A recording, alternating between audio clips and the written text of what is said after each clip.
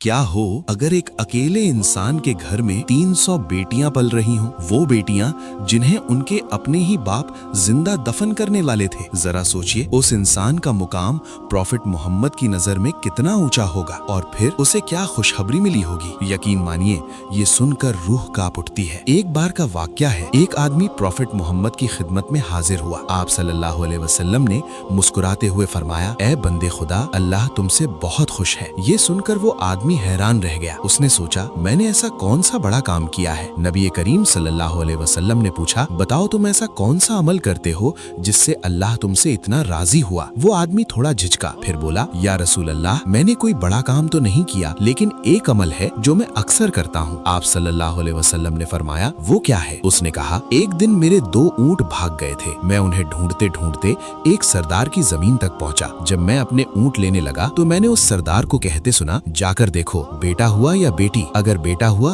तो इज्जत बढ़ेगी और अगर बेटी हुई तो मैं उसे जिंदा दफन कर दूंगा। ये सुनकर मेरा दिल कांप उठा। मैं वहीं रुक गया। कुछ देर बाद खबर आई, बेटी पैदा हुई है। मैंने फौरन सरदार से कहा, अगर तुम उसे मारना चाहते हो तो ऐसा मत करो, वो बच्ची मुझे दे दो। सरदार ने गुस्से में कहा, ऐसे नहीं, मुझे इसके बदले ऊंट दो। मैंने कहा, तुम उसे मारकर क्या पाओगे, मुझे दे दो। लेकिन वो नहीं माना। आखिरकार मैंने अपने दोनों ऊंट दे दिए और उस मासूम बच्ची को अपने साथ ले आया। वो आदमी आगे बोला, मैंने उसे पाला। जब वो बड़ी हुई तो मेरे बालों से खेलती, मेरी पीठ पर चढ़ती। उसकी मासूमियत ने मेरा घर रोशन कर दिया। उस दिन के बाद मुझे बेटियां पालने का शौक हो गया। मैं रोज निकलता, जहाँ भी कोई अपनी बेटी को नापसंद करता या उसे मारने का इरादा करता, मैं उसे अपने घर ले आता। फिर उसने कहा, आज अल्हम्दुलिल्लाह मेरे घर में 300 बेटियां हैं। मैं सबका बाप हूँ, उनकी देखभाल करता हूँ और कई बार तो उन्हें लेने के लिए ऊंट भी दे देता हूँ। मुझे बेटियां पालने में जो सुकून मिलता है वो मुझे कहीं और नहीं मिलता। ये सुनकर प्रॉफिट मोहम्मद की आंखों में आंसू आ गए। सुभान अल्लाह। यही वजह थी